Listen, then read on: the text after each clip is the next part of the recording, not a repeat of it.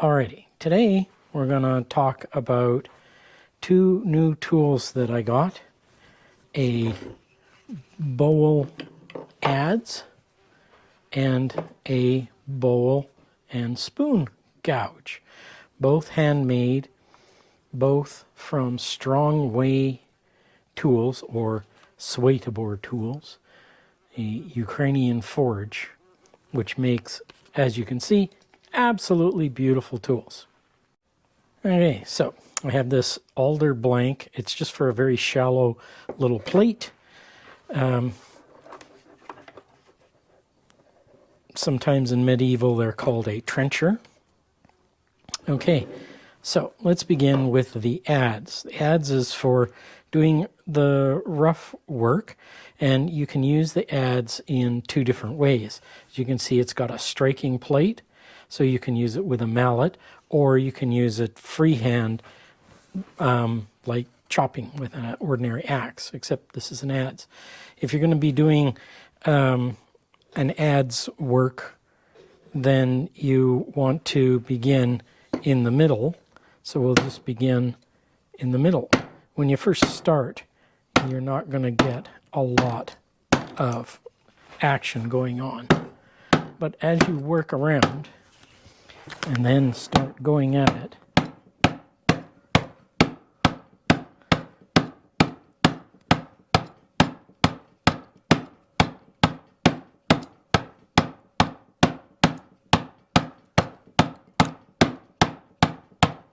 as you can see, you very quickly you'll start to get lots and lots of good chips out.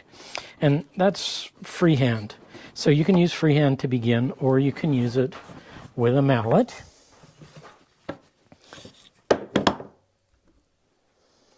Okay, so here's our mallet. And we just begin. Now, when you're doing it with a mallet, you want to drive it in and let it scoop around. You don't want to drive it in and not let it scoop. So you may have to apply a slight up pressure, just enough to guide it.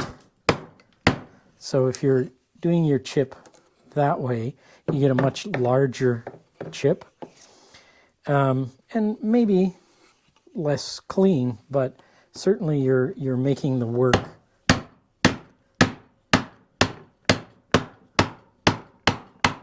of roughing out that bowl shape quicker.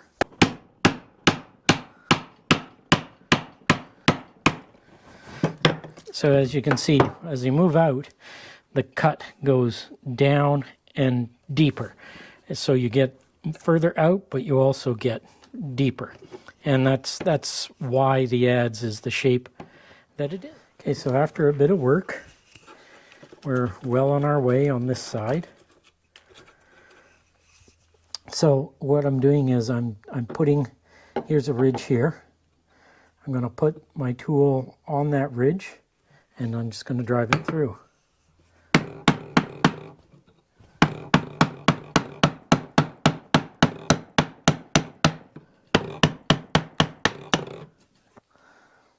And then I just keep working my way around.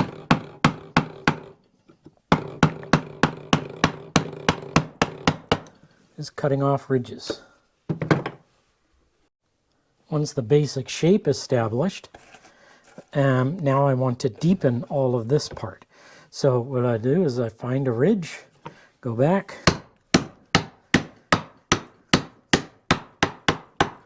and deepen that ridge.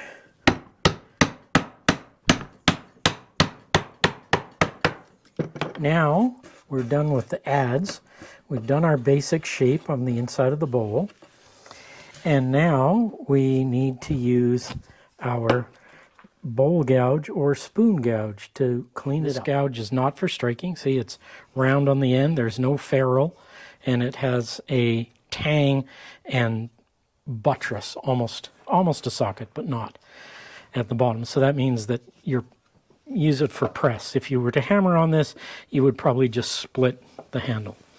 So then when you get to this point, you are going to be taking little shavings with the bowl gouge or spoon gouge, depending on whether you're using it for bowls or spoons.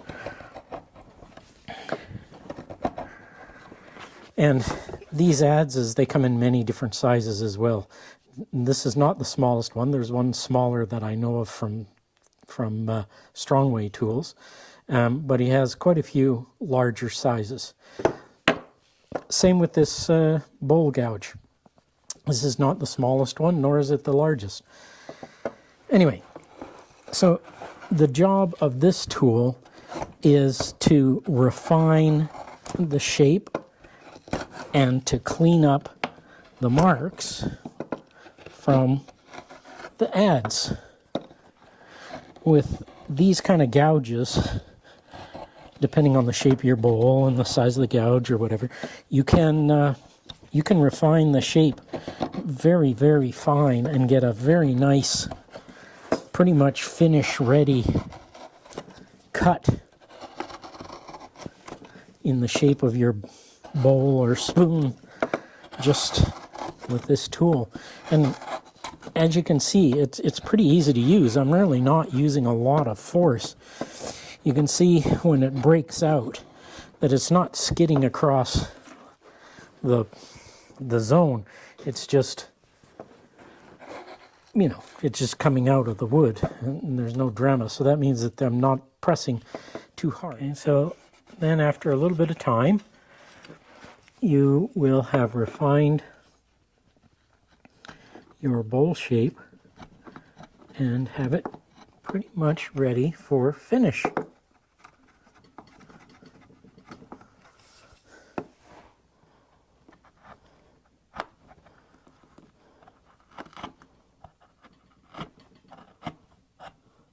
And any last little edge tear outs, whatever, you can just go back with the gouge and very gently clean them up. And then you can do whatever stage of finishing you want from there. So, two beautiful tools, a bowl gouge and a BowlAdze from strongwaytools.com.